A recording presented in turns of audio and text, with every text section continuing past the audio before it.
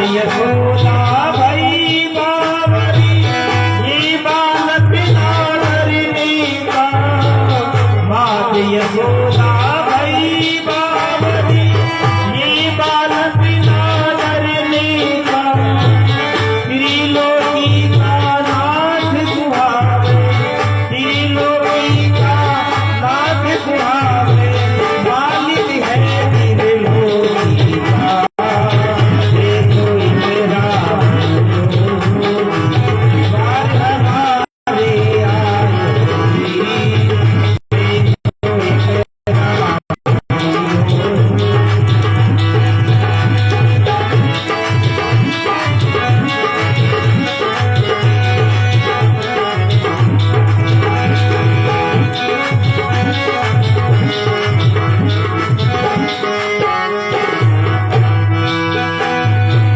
तेरी नगरी में बहुत सी बालक, कोई ना सामर्थ पायो रियो मैया, कोई ना सामर्थ पायो री।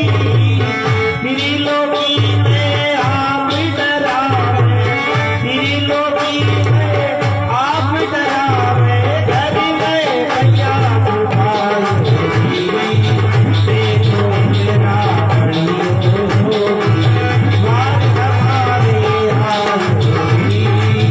देखो इतना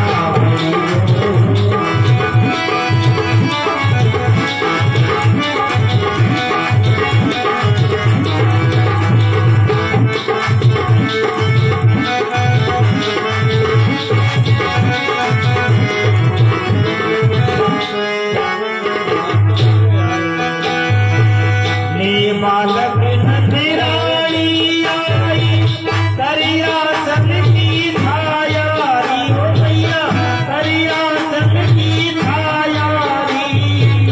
कर दंडोत परीत मादी, कर दंडोत परीत मादी। डूब डूब दियो तेरा छाया री, देखो इतना बार हमारे आयोरी। देखो इतना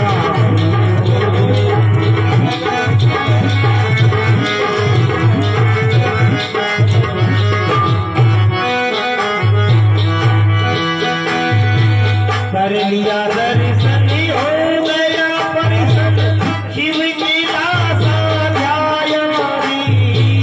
कर लिया दर्शन हो गया परिशन, शिव की लाशा ध्याया री। ओ मैया शिव की लाशा ध्याया री।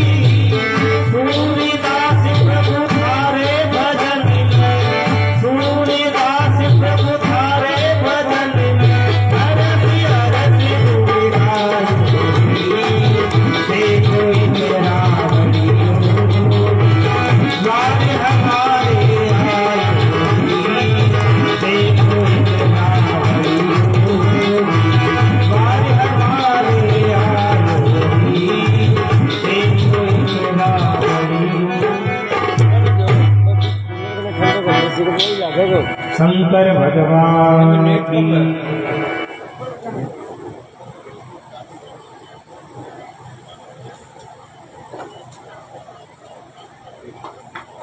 इनको ठंडे करो क्योंकि नए टाइम में ही है।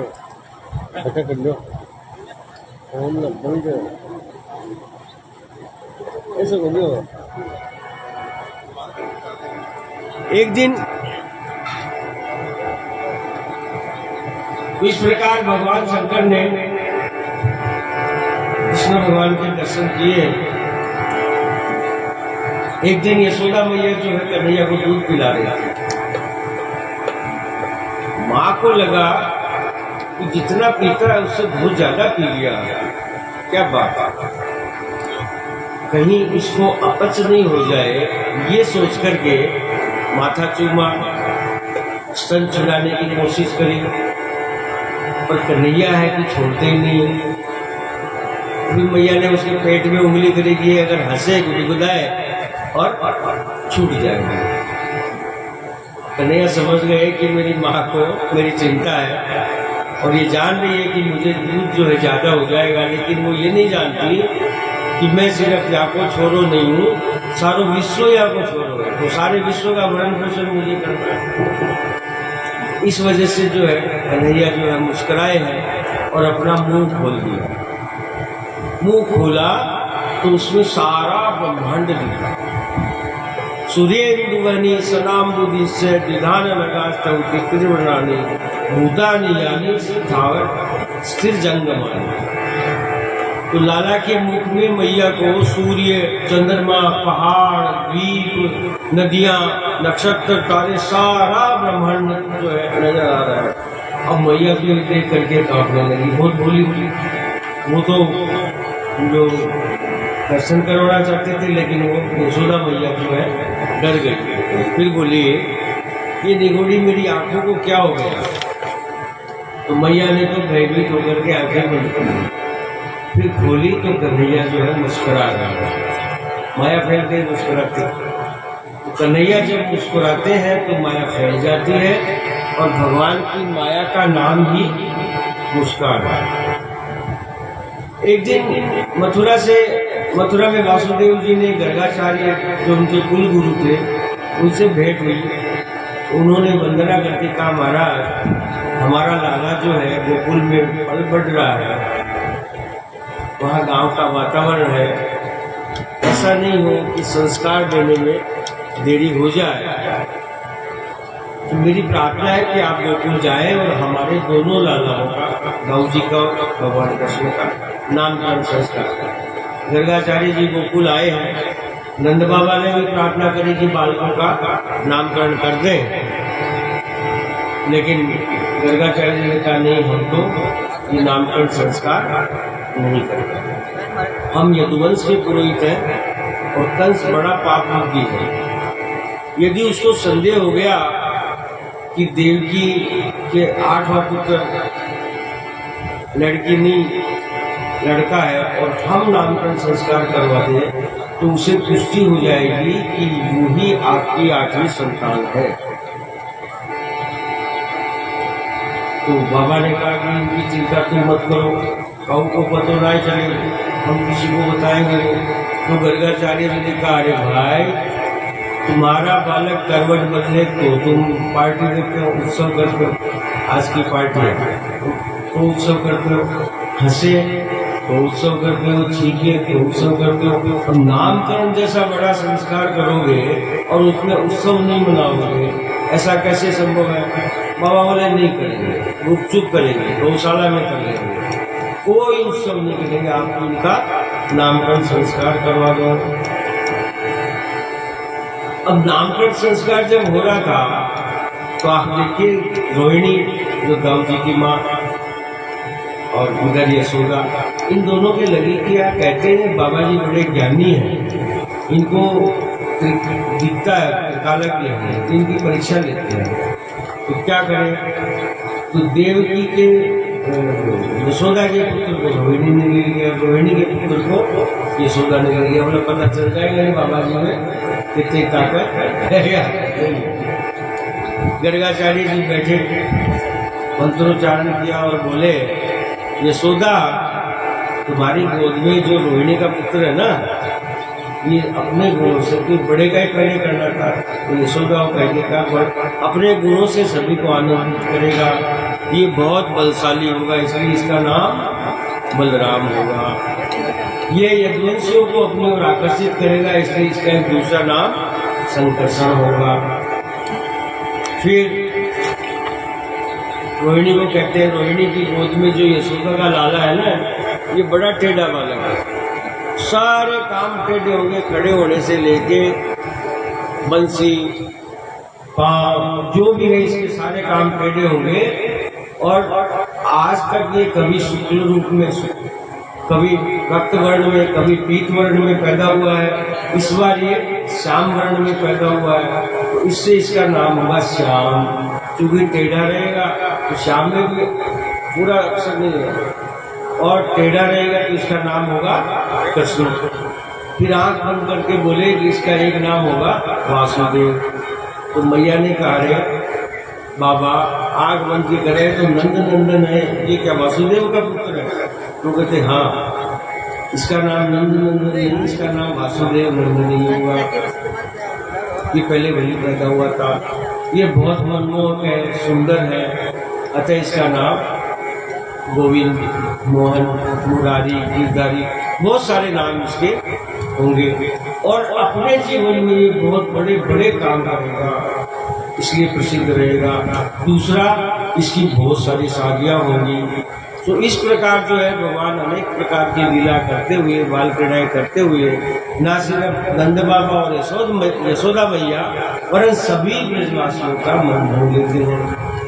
एक शाम क्या हुआ, माँ यशोदा के साथ बरामदे में बैठे, लगभग पूर्णिमा का समय था, चंद्रमा जल्दी उग गया। तो भगवान की चंद्रमा पे नजर पड़ी। जो ही चंद्रमा पे नजर पड़ी तो चंद्रदेव को निहाल हो गया, क्योंकि चंद्रमा को अक्सर ये शिकायत करते थे कि मेरे समय कुछ ये भी हुए तो कृष्ण पक्ष में हुए थे, भगवान राम भी वो दोपहर में हुए थे।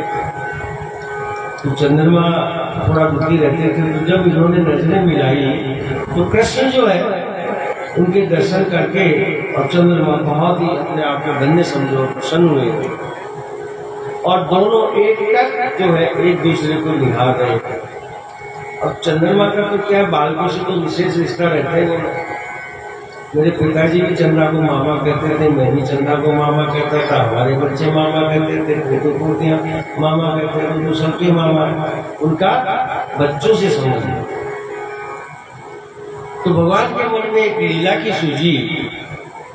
बोले मैया ये क्या है? बोले बेटा ये चंद्र खिलौना है। बोले मैया मुझे तो यही चाहिए, ये चंद्र खिलौना। मैया मैं तो चंद्र खिलौना नहीं हुई। माँ ने कहा बेटा ये तो बहुत दूर है, मैं तो नहीं दे सकती। भगवान ने कहा कि कुछ भी हो मुझे तो ये खिलौना लेना ही पड़ेगा। तो क्या हुआ कि हट पकड़े नंद लाला मैया रे मुहे चंदला दे, पकड़े नंद लाला मैया रे मोहे चंदला दे, पकड़े नंद लाला मैया रे मोहे चंदला दे, चंदला दे, चंदला दे, ओ चंदला दे, चंदला दे, पकड़े नंद लाला मैया रे मोहे चंदला दे, पकड़े नंद लाला मैया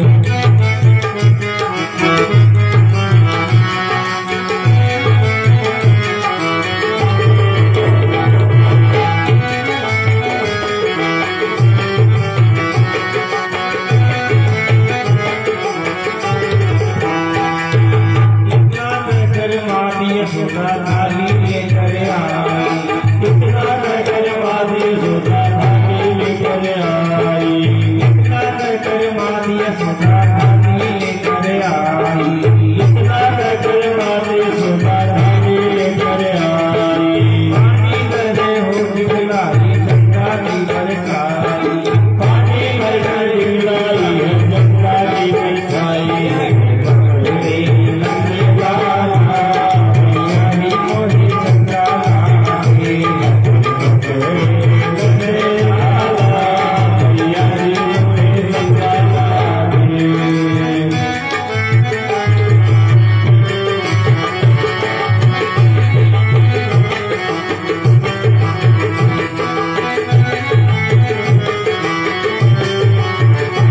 भगवान की लीला देखो, थाली में जब देखा तो खुश हो गए और ताली बजाते हैं और खुश हो जाते हैं। कृष्ण कन्हैया खुश होके लगे बजाने ताली, कृष्ण कन्हैया खुश होके लगे बजाने ताली। मैया जी बहकावे मेरा फसले माया धारी, मैया जी बहकावे मेरा फसले माया धारी।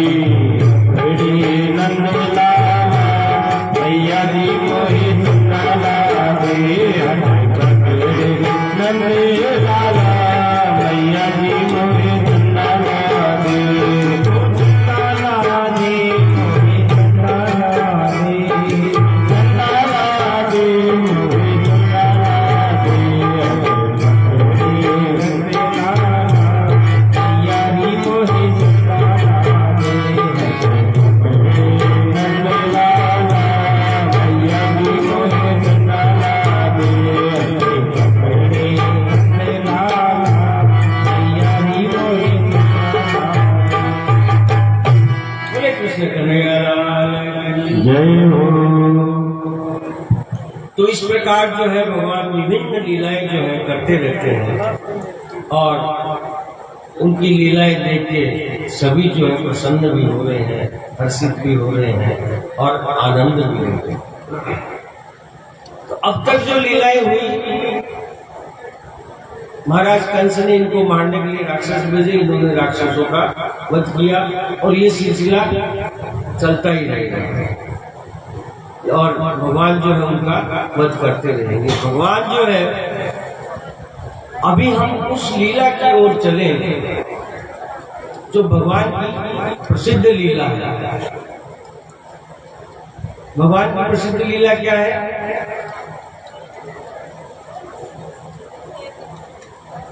माखन चोरी।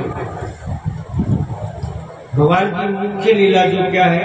माखन चोरी है। तो कहा गया है, प्रथम करी हरि माखन चोरी,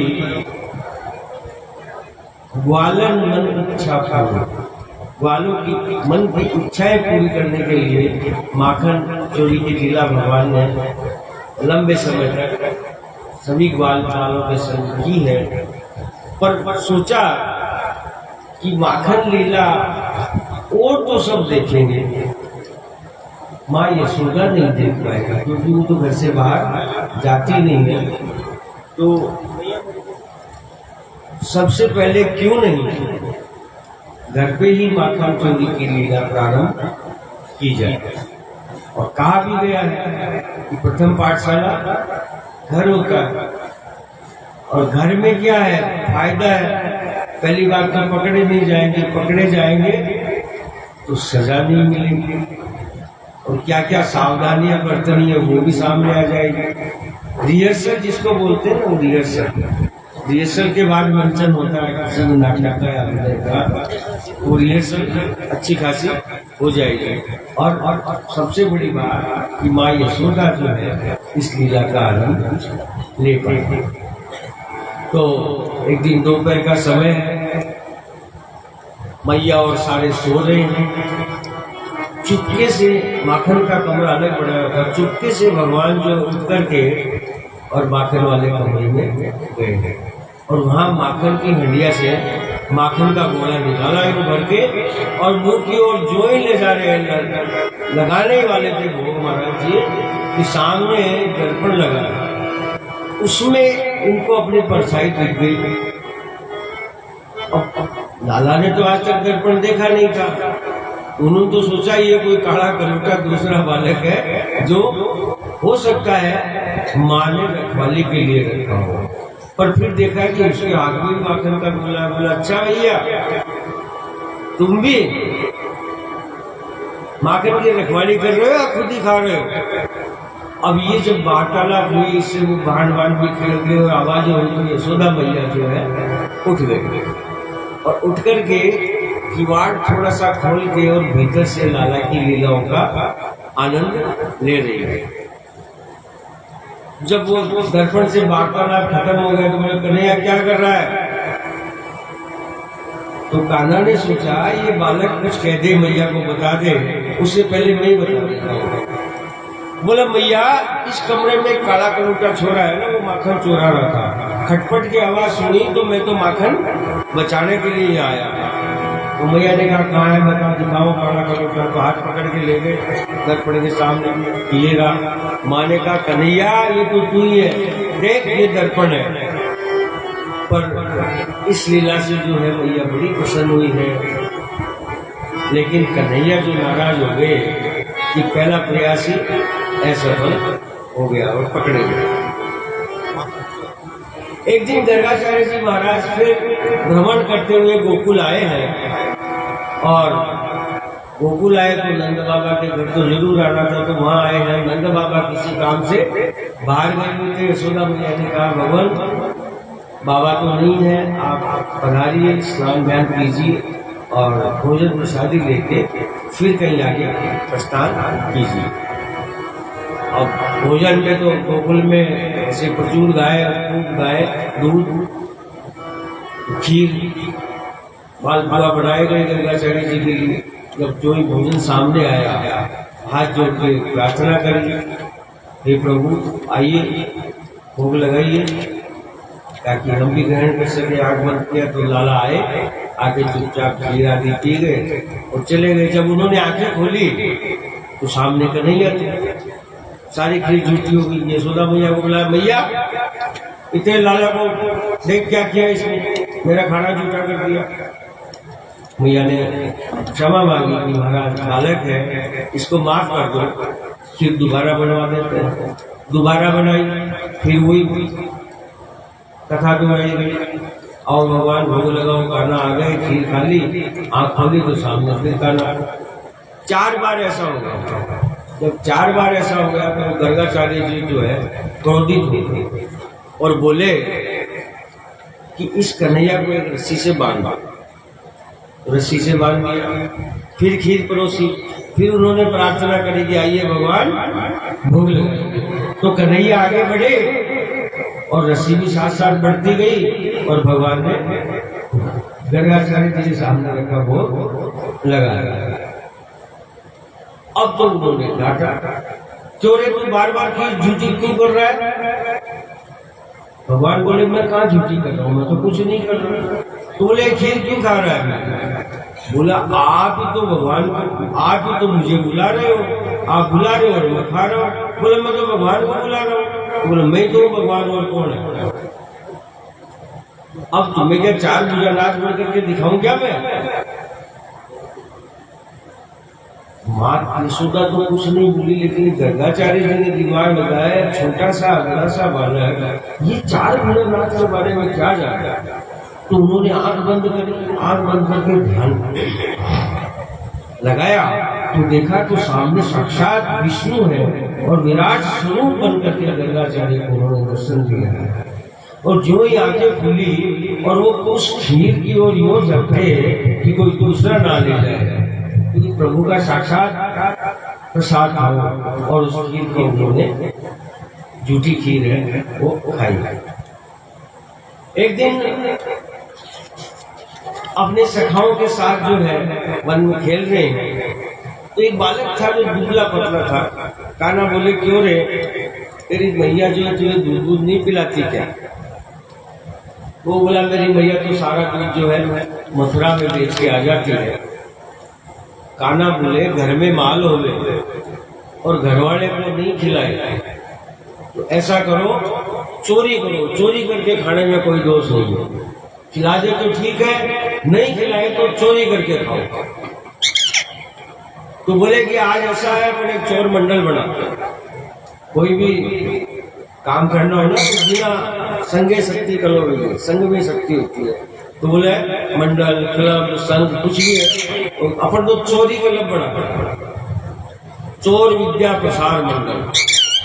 और मधुमंगल मंगल को कहा कि मधुमंगल मैं तो इसका मुखिया हूँ अर्थात अध्यक्ष हूँ, और तू इसका उपाध्यक्ष बन जा। और सबको पद जो है बांट दिए अलग अलग करके, और बोला अब हम माखन चोरी की लीलाएं करेंगे और सबको माखन मिलेगा।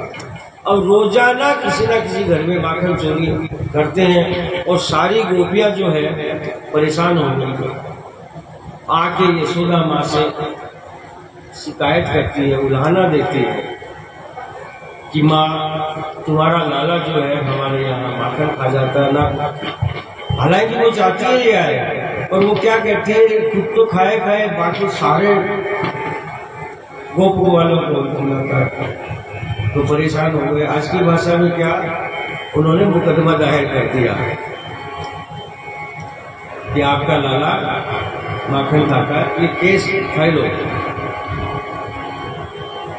फिर भी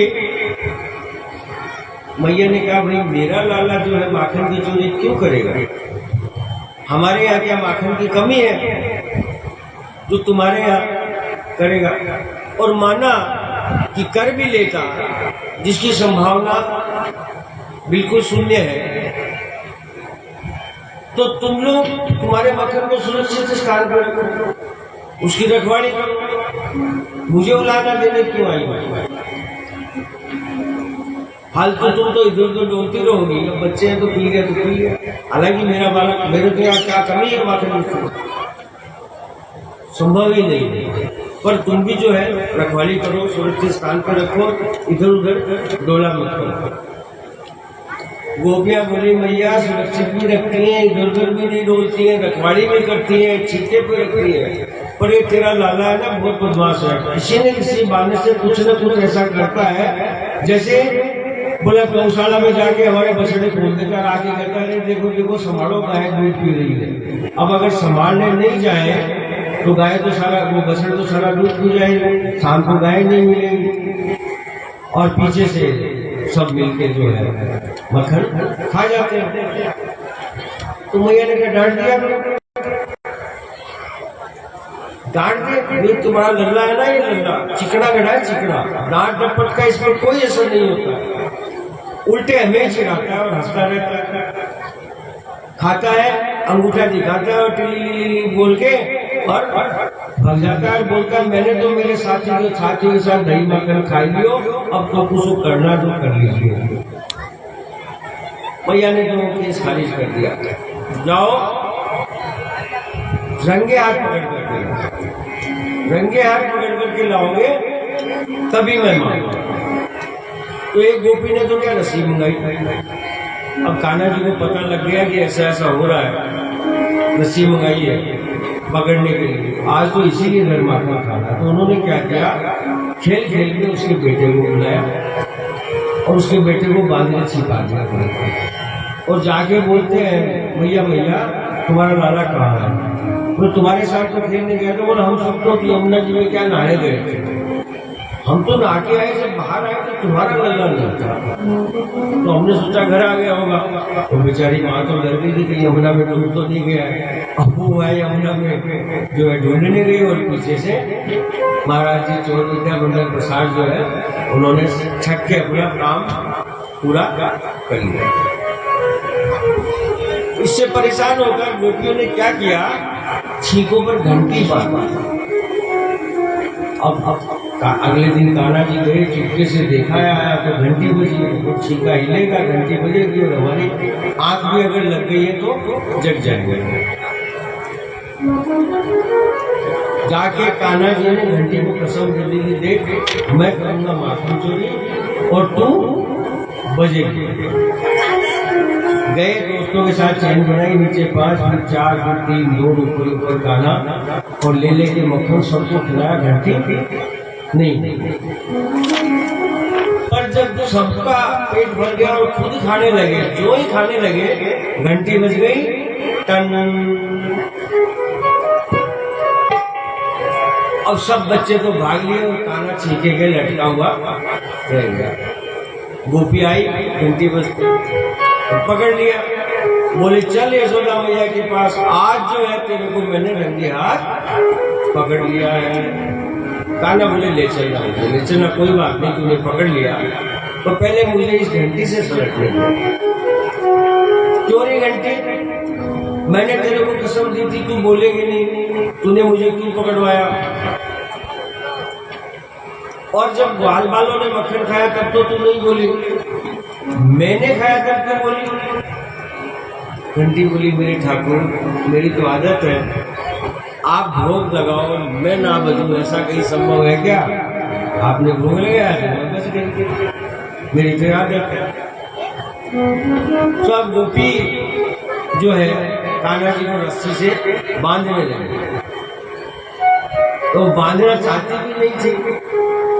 कान्हा से तो बहुत भयंकर थी, उनको शिकायत की दुनिया को क्यों खेला है, अब बांधा नहीं गया उससे। कई देर हो गई तो कान्हा बोले क्यों रे गोपी, बांधना नहीं आता तेरे को, ऐसा कर मेरे को गुरु बुला, मैं तेरे को बांधना सिखा दूंगा। बोले चल कान्हा तू ही सिखा दे।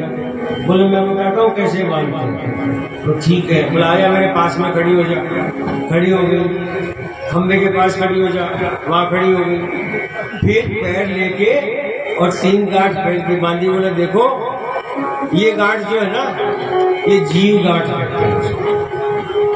और पाँव में लपेट के खंबे से और 3 गांठ बांधी। फिर हाथ पीछे लगवाए दोनों, फिर 3 गांठ बांधी। बोले इन गांठों को ईश्वर गांठ कहते हैं, तो 3 और 3 6। फिर यहाँ लाए, थोड़ा सा ढीला छोड़ के और गर्दन के पास पीछे ले जाके 5 गांठ लगा दी। बोले ये गांठ जो है ब्रह्म गांठ, ऐसे बांधना सीखो। 5 कर्मेंद्रिय, 5 ज्ञानेंद्रिय और 1 जीव, जो 11 गांठ उन्होंने बांध दी। बोले ऐसे बांधना सीख, अब तो नहीं भूलेगी ना? बोले हाँ नहीं भूलूंगी। बोले ऐसे 11 गांठ बांध देगी ना तो जीव जो है वो छोटी नहीं पाएगा। समझ गई लाला, समझ गई। अब मुझे खोल दो ताकि तू ये बांध सको। लाला बोला ले मैं तो चला, किसको बोल दे, मैंने जिसको बांध दिया उसको मैं कभी खोलता नहीं हूँ। अब बीच में रास्ते में सखाओं को चिंता हुई कि आज तो लाला पकड़े गए और गांठ खाने के लिए मैया के पास जाएंगे, लेकिन लाला तो वहां आ गए।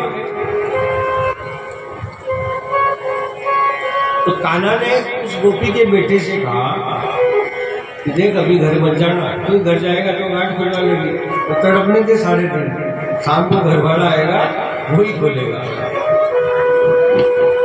तो बेटे से कहा मत जाना घर, तुम्हारी मैया बंधी हुई है, खोलेगा तुझे मारेगी। शाम का पति आया, शाम उस गोपी, बोले क्या हुआ? बोला वो हीर का छोरा कर गया।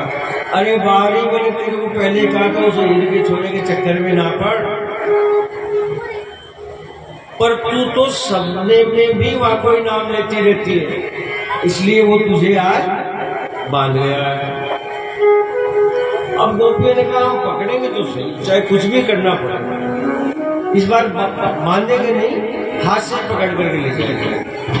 तो गोपियों ने योजना बना करके भगवान को एक दिन माखन चुराते हुए पकड़ लिया और वो हाथ पकड़ के और तेजी से घसीटते हुए ले जाने लगे। चल आज तेरी यशोदा मैया के साथ, आज तेरी पिटाई कराऊंगी, आज मैंने तुझे रंग पे हाथे पकड़ लिया और घूंघट निकाल के और जाने लगी। अब वो तेज चल रही है तो रास्ते में कान्हा ने कहा गोपी सुनो, तेरे कोई औलाद नहीं है, छोरा छोरी नहीं है क्या? बोला तो बच्चों को ऐसे करते हैं क्या? इतना कस के पकड़ रखा है, तेज तेज घसीटती चल रही है, मेरे को हाथ दर्द होने लगे, हाथ ही चेंज कर लिया। तो उसने कहा चल ठीक है, दूसरा हाथ बदला, चुपके से उन्होंने उसी के बेटे का हाथ पकड़वा दिया और खुद दौड़ के घर चले गए। और जाके कहता मैया रे मैया, पता नहीं ये गोपियां मेरे पीछे क्यों पड़ी है। भैया मैं किसी के घर चोरी है तू नहीं जानता, अरे अपने घर में कमी है क्या, कितना माखन। पर ये है कि बस नायक जो है मेरे पे इल्जाम लगा रखती है, माखन चोरी करने आता है, माखन चोरी करने आता है, माखन चोरी करने आता है। मेरे तो ये समझ में नहीं आई, मुझे तो लगता है ये सब जो है मुझे बदनाम करना चाहती है, अन्यथा हमारे घर में कहाँ माखन मिश्री कमी है। भैया बोले बेटा समझ में तो मेरे भी नहीं आई कि क्यों तेरे पीछे पड़ी है। तो खाना अचानक बोले भैया मैं समझ गई। कहा समझ गई? बोले वो सुंदर बहू तू ना इसलिए मेरे से डरती है। भैया बोले दारी के खुद ही सुंदरता का बखान कर रहा है, कहाँ से सुंदर है तू, काला कलूटा, आज तक तो तेरे नजर लगी नहीं। अच्छा बता, चल मान लिया तू सुंदर है, तो सुंदरता का बदनामी से क्या मतलब है? बोले भैया आपको सभी गोपियों को एक भी छोड़ो सुंदर ना है, कोई काड़ो है, कोई कुबरो है, कोई लंगड़ो है, कोई कमजोर है, कोई मोटो है, कोई तिरछा देखे, किसी की कमर कुबड़ी। सो इनकी मैयान को चिंता लगी गई है। काहे की चिंता? काना बोले गर्गाचार्य जी ने कहा था ना कि मेरे बहुत सारे विवाह होंगे। सो ये गोपियां चिंता करती है कि एक तो मैं सुंदर और ऊपर से मेरे बहुत सारे विवाह, जब मेरे विवाह हो जाएंगे तो इनके छोरों की शादियां कैसे होंगी, उन्हें कन्याएं कहाँ से मिलेंगी। इसलिए वो मुझे बदनाम करना चाहती है ताकि मेरी शादी ना हो और उनके बच्चों की शादियां हो जाए। अब मैया तो कन्हैया के तार्किक बातें सुन करके हंसने लगी। बोले लाला तेरा मुकाबला नहीं है, और मन में आनंदित भी बहुत ही हुई। भक्तों आज तक के इतिहास में माँ यशोदा जैसी माँ